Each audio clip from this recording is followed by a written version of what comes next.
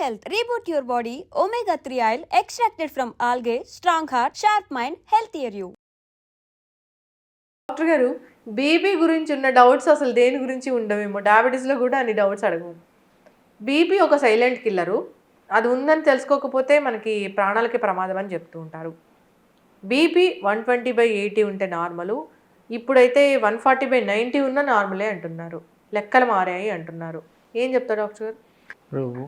ఇప్పుడు బీపీ అనేది యూనివర్సల్గా చాలా కామన్గా ఉండే జబ్బు.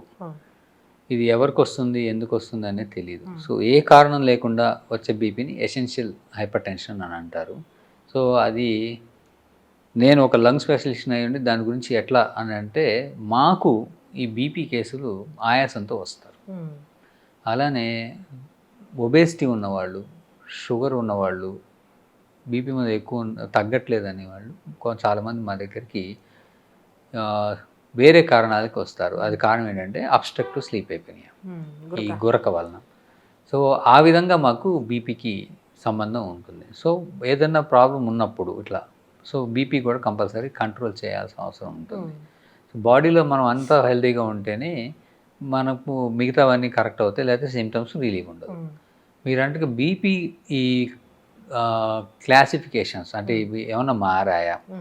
సో బేసికల్గా మనం ఆలోచిస్తే మన బాడీ డిజైన్ చేసింది 120/80కి.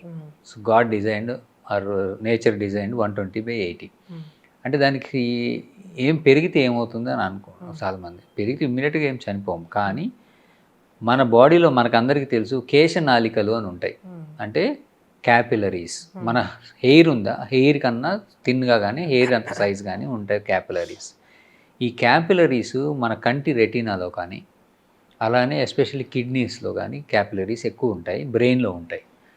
ఇవి ఈ కేశనాళికలు అనేవి చాలా డెలికేట్ ఉంటాయి. కొన్ని బిలియన్స్లో ఉంటాయి. బిలియన్స్ అంటే కొన్ని వేలు, కొన్ని లక్షల్లో ఉంటాయి. వీటికి 120/80 దగ్గరే మన బీపీ ఉన్నప్పుడు కూడా మనం పుట్టినప్పటి నుంచి చనిపోయి రోజు కొన్ని అవి పగిలిపోతుంటాయి, హీల్ అవుతుంటాయి, కొన్ని తగ్గిపోతాయి. అందుకే మనం ముసలోళ్ళం అయ్యే కొద్దీ ఆ క్యాపిలరీస్ పోయి మనకి ఏజ్ పాటు పోతాయి కొన్ని. కానీ ఈ బీపీ అనేది కొంచెం పెరిగింది అనుకోండి, సో ఆర్గాన్ డ్యామేజ్ అనేది జరుగుతుంది. అయితే ఇప్పుడు ఎట్లా అంటే, ఇప్పుడు మనం పైప్ లైన్ చూస్తాం, ప్రెషర్ ఎక్కువైతే పగిలిపోతుంటాయి. సో చాలామందికి అర్థం కాని విషయం ఏంటంటే, ఈ బీపీ ఎక్కువైనా కానీ నేను 150/80, 160/90, 100 కూడా వేసుకొని తిరిగేస్తూ ఉంటారు. ఏమైనా అడిగితే నాకు బాగానే ఉంది కదా, నాకేం ప్రాబ్లం. ఆ ప్రాబ్లం వాడికి ఆ క్షణానికి ఉండదు, లోపల ఆ కేశనాళికలు చచ్చిపోతూ ఉంటాయి. ఫర్ ఎగ్జాంపుల్ కొన్ని బిలియన్స్లో ఉన్న కేశనాళికలు అలా చనిపోతూ ఉన్నప్పుడు మనకి తెలిసే టైం వచ్చేసరికి కొన్ని సంవత్సరాలు పడుతుంది. ఆ సంవత్సరాల టైం తర్వాత మళ్ళీ తూచి ఇప్పుడు నేను బీపీ కంట్రోల్ చేసుకుంటాను అని నాకు ఆ కేశనాళికలు వెనక్కి రావాలంటే రావు. So that's called end organ damage. So మెమరీకి లాస్ రావటం, స్ట్రోక్, పగిలిపోయి రక్తనాళాలు చిట్లిపోయి మనకి పక్షవాతాలు రావడం, కంటిలో హైపర్టెన్సివ్ రెటినోపతి అని కళ్ళు చూపు పోవటం, రెటినా దగ్గర బ్లీడ్ అయిపోయి కేశనాళికల వలన. ఈ కిడ్నీలో ఈ క్యాపిలరీస్ పగిలిపోయి CKD, so flea eaten kidney అంటే లోపల డ్యామేజ్ అయిపోయి హైపర్టెన్సివ్ వలన వాళ్ళకి సీకేడీకి వచ్చేసి డయాలసిస్కి వెళ్ళిపోతారు, కిడ్నీ ఫెయిల్యూర్ అయిపోతారు. ఇవి కాక బీపీ ఎక్కువ ఉండటం వలన వాళ్ళకి, ఫర్ ఎగ్జాంపుల్ ఒకళ్ళు 150/90 ఉంది, సో వాళ్ళకి బాగానే ఉన్నాడు, కానీ వాళ్ళకి ఫ్లక్చువేషన్ ఆఫ్ మూడ్స్ ఉంటాయి, ఫ్లక్చువేషన్ ఆఫ్ ఎమోషనల్ థింగ్స్ ఉంటాయి. కొంతమంది కోపం వస్తుంది, కొంతమంది భయం వేస్తుంది, కొంతమంది ఎక్సర్సైజ్ చేసి పరిగెత్తాల్సి వస్తుంది, కొంతమందికి బరువులు ఎత్తాల్సి వస్తుంది. ఇలా డిఫరెంట్ థింగ్స్ లైఫ్ స్టైల్లో నడుస్తుంటాయి. కాబట్టి అప్పుడు బీపీ పెరగాల్సిన అవసరం ఉంటుంది. వాళ్ళకి 150, 160 ఆల్రెడీ ఉందంటే ఇంకా పెరిగింది, ఆ క్షణానికి కొలాప్స్ అయిపోవచ్చు. సో బీపీ కంట్రోల్ అనేది ఉంచుకోవడం అనేది అవసరం. మనం నార్మల్గా ఒకటి ఎండ్ ఆర్గన్ అవ్వకుండా, రెండు ఇలాంటివి ఏమీ అవ్వకుండా. అలానే ఈ హై బీపీతో మనకి ఈ బ్లడ్ ఫ్లో అవుతున్నప్పుడు బ్లడ్ వెజల్స్ డ్యామేజ్ అవుతాయి, పెద్దవి మేజర్ డెబ్. అక్కడ ప్లేక్ ఫార్మేషన్ ఎక్కువ ఉంటుంది.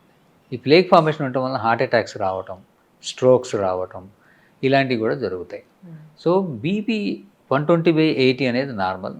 కాకపోతే ఈ చేంజెస్ అనేవి మరి ఎంత ఉన్నాయో తెలియదు, కానీ 80 years అండ్ అబోవ్ అయితే అప్పుడు 140/90 ఉన్న నార్మల్ కిందే. అడల్ట్స్ అండ్ యంగ్ పీపుల్ వాళ్ళందరూ 120/80 కిందే చూడాలి. అయితే 140/80 ఉంటే మరి ట్రీట్ చేసుకోవాలా? సో స్టేజ్ 1 కిందకు వస్తుంది.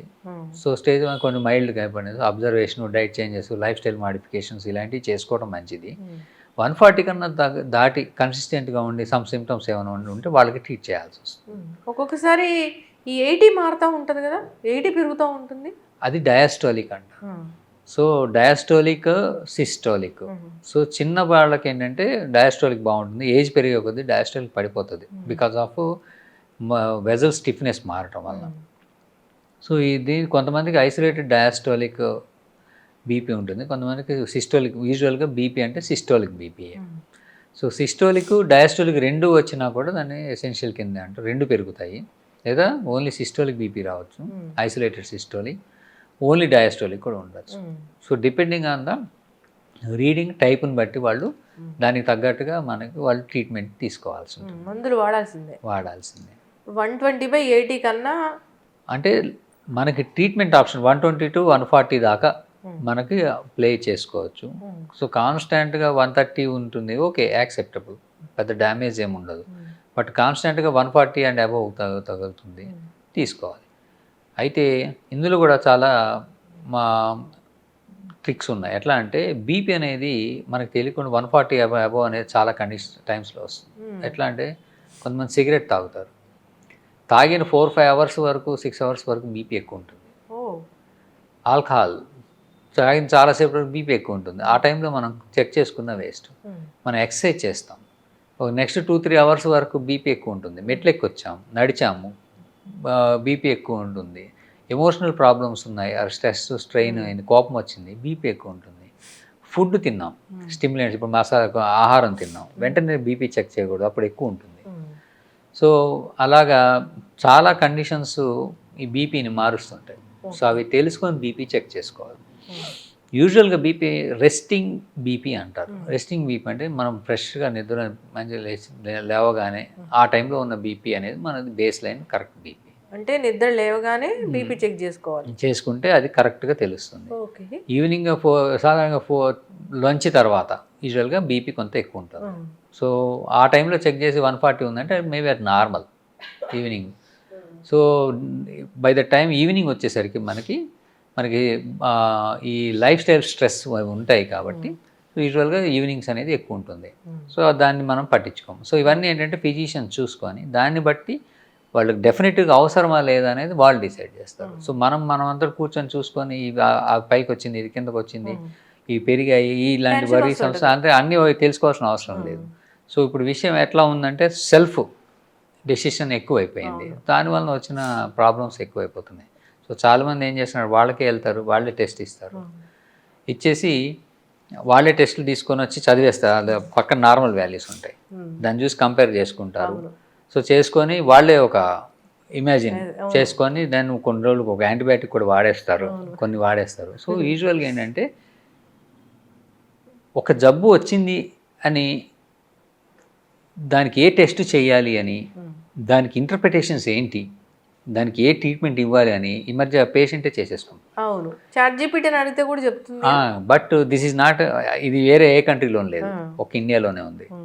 So this is because of government problem. So life is precious అని చెప్తూనే we are doing so many wrong things where it becomes hazardous. చాలామంది చనిపోతున్నారు ఇలాగా self medication, self treatment, self pain killers antibiotics అయితే. So ఇట్లావన్నీ చేసుకొని డెత్ అయితే ఉన్నాయి. సో అవి ఎంతవరకు ఉన్నాయనేది మనకి డేటా తెలియదు, but we are seeing many cases.